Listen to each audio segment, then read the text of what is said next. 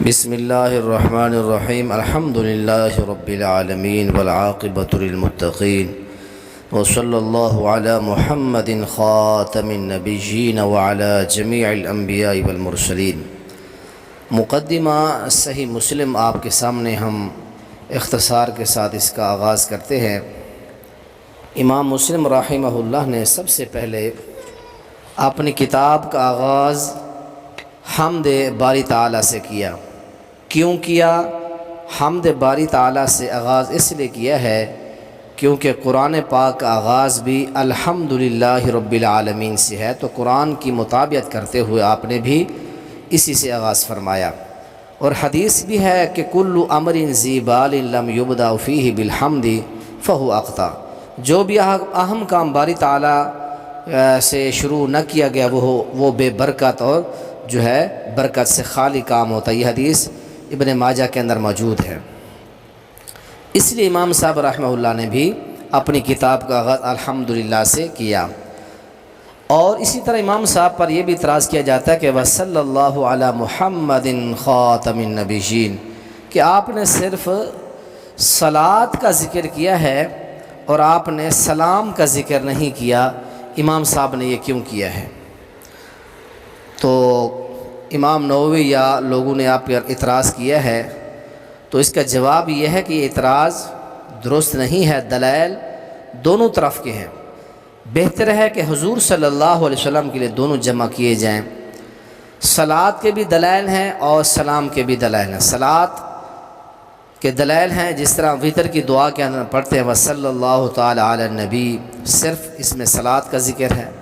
سنن نسائی باب الدعا، دعائے فی الوتر کے اندر۔ اسی طرح فضائل درود میں بھی صرف درود کا ذکر ہے، سلام کا کوئی ذکر نہیں ہے۔ حدیث پاک ہے کہ من صلی علیہ صلاۃ واحدۃ صلی اللہ علیہ عشرا۔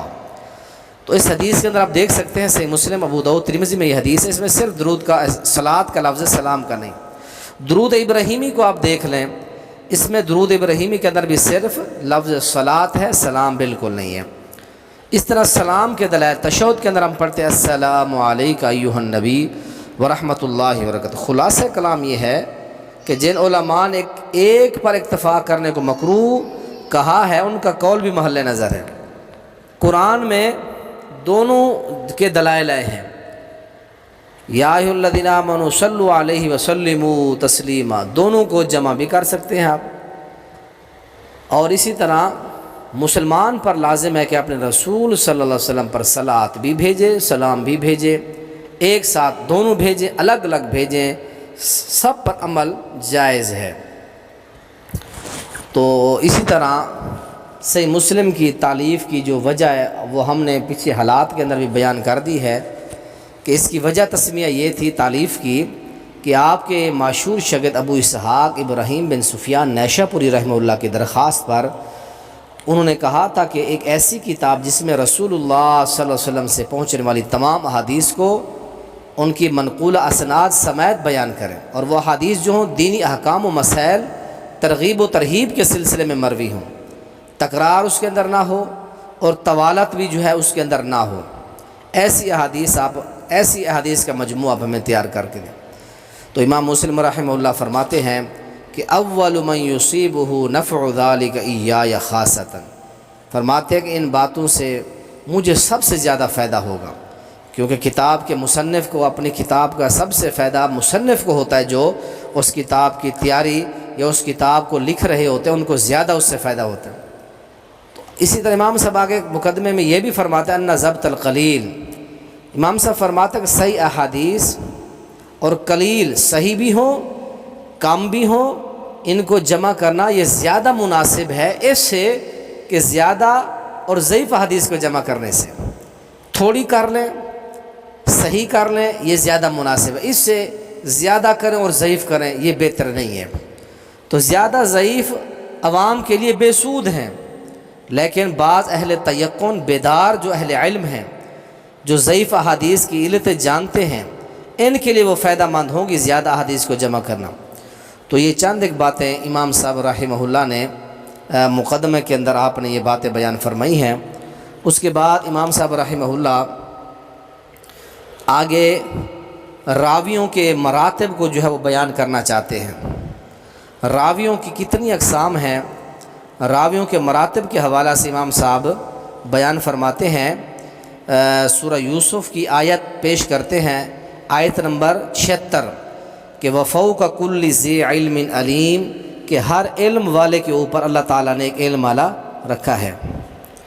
اور اسی طرح حدیث پاک ہے عائشہ رضی اللہ عنہ کی یہ مکتب بشرا والی کی جو کتاب ہے، اس کا صفحہ 56 ہے کہ انہا قالت امرنا رسول اللہ صلی اللہ علیہ وسلم ان ننزل الناس منازلہم، کہ ہم لوگوں کو ان کے مقام و مرتبے کے حساب سے جو ہے رکھیں۔ یہ مرفوع حدیث ہے۔ اس آیت اور حدیث کو مد نظر رکھتے ہوئے امام صاحب نے راویوں کے جو ہے چند مراتب بنائے ہیں۔ 6 قسم کے راویوں کے مراتب امام مسلم رحمۃ اللہ علیہ نے قائم فرمائے ہیں۔ تو سب سے پہلے امام مسلم رحمۃ اللہ علیہ نے جو ہے راوی کے ثقہ درجے کے جو راوی ہیں ان کی 2 قسمیں بیان کی ہیں۔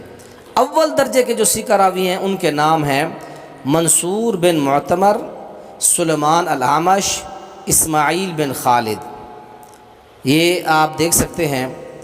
اسی طرح دوسرے درجے کے جو ثقہ راوی ہیں عطا بن صائب، یزید بن ابی زیاد اور لیث بن ابی سلیم، تو یہ آپ دیکھ سکتے ہیں اسی مکتبہ بشرا والی جو کتاب ہے اس کے صفحہ 53 کے اوپر، 54 اور 53 کے اوپر یہ راوی 2 قسم کے ثقہ راوی جو ہیں، الا ترى انک اذا وزنت هؤلاء الثلاث الذین سمیناہم، کہ آپ کو معلوم ہے کہ جب آپ ان تینوں کا وزن کریں ان کے ساتھ، یعنی یہ 6 قسم کے راوی بیان کیے ہیں، پہلے بھی 3 ثقہ راوی، اگلے بھی 3 ثقہ راوی، تو آپ فرماتے ہیں کہ جب ان پہلے 3 کا جب دوسرے ثقہ کے ساتھ وزن کریں گے تو تھوڑا سا معمولی سا آپ کو فرق نظر آئے گا۔